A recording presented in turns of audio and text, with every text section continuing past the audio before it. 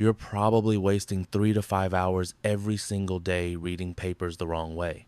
Not because you're lazy, but because no one ever showed you a smarter way to find, sort, and actually use all that research. For a lot of us, the most painful part of academia isn't the exam or even the writing. It's digging through endless PDFs, juggling 50 tabs, and still feeling like nothing is clear. And on top of that, you're still trying to survive your supervisor's emails. The good news is, it doesn't have to stay like that. There's an AI tool that can take the most boring, confusing part of your research workflow and make it simple, fast, and actually kind of fun. That tool is called Anara. Here it is. This is Anara in dark mode, clean, focused, and built for people who live in the world of papers and references. And it doesn't just look nice.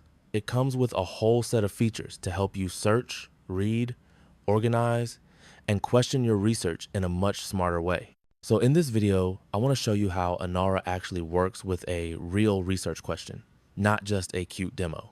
When you open it, you don't just see a blank chat box. You see a panel of AI agents, and each agent is built for a specific task in your research life. There's an agent for doing research, an agent for searching your own workspace, agents for searching the web, searching academic papers, even searching YouTube.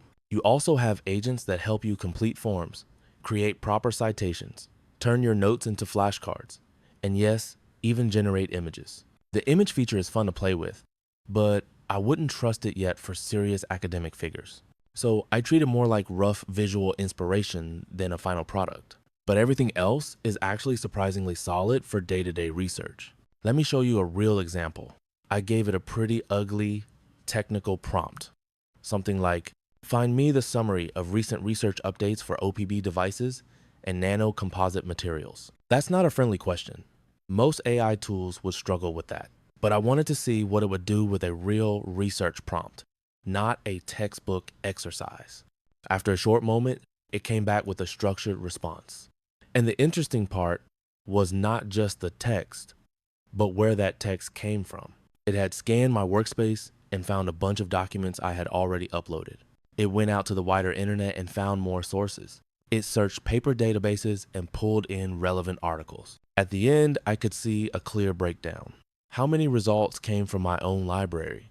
How many from the web? And how many from paper databases? And I could click through to check each one. When I opened one suggested paper, I saw it was current, from 2024, and directly related to what I asked. So I wasn't just getting a nice sounding answer. I was getting a map of the actual sources behind that answer. I could inspect them myself, which is what really matters in research. That's the part that made me feel like the agents were working for me instead of just making things up. From there, it gets even more useful.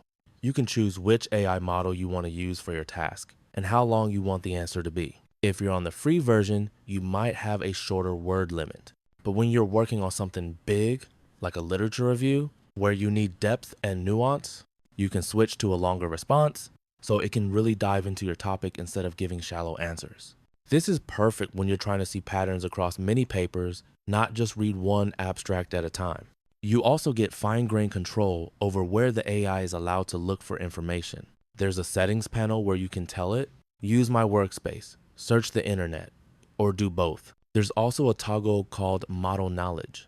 For a lot of academic tasks, I recommend turning that off. Because when model knowledge is on, the AI can hallucinate and give you stuff that sounds right, but isn't tied to a real paper. When you turn model knowledge off, you're basically telling the AI, don't just guess from your training. Go and fetch real references from my documents or from trusted online sources. That way, when it gives you an answer, you can trace it back to something real instead of hoping it didn't invent a source.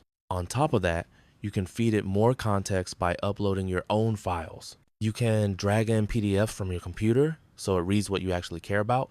The real power shows up when you connect it to the tools you already use for reference management. If you're using Zotero, you can connect your account and import PDFs directly from your collections. The same goes for tools like Mendeley and for cloud storage like Google Drive, Notion, or OneDrive, as long as your papers are stored there. Once you connect these apps and import your literature, your AI workspace becomes a reflection of your real academic life, not just a random extra inbox. When you switch over to the library view, You can see everything you've uploaded or imported in one place. Your chats are there, your documents are there, and you can filter or sort them to find exactly what you need. On the side, you often get a short summary of each item, which helps you remember what a paper is about, without opening it from scratch every single time. It can feel a bit tight on the screen sometimes, but having everything in one table is still way better than digging through 15 folders on your laptop. Here's where it gets really exciting. Because your references are now connected, working with Zotero or Mendeley through this AI stops being a headache. Imagine you have a folder called My Thesis Research with 20 or 50 PDFs that you know are important, but you can't remember all the details.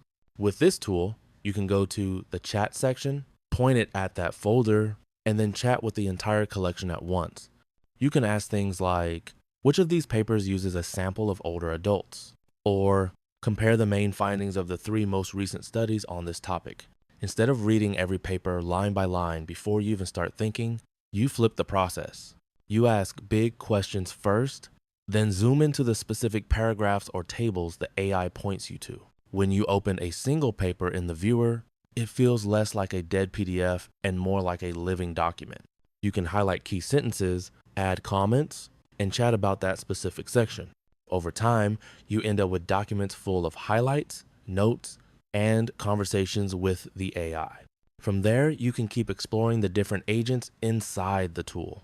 The one that searches the web, the one that searches papers, the one that helps you complete forms, and even the image agent that gives you quick visual ideas. The main idea is simple.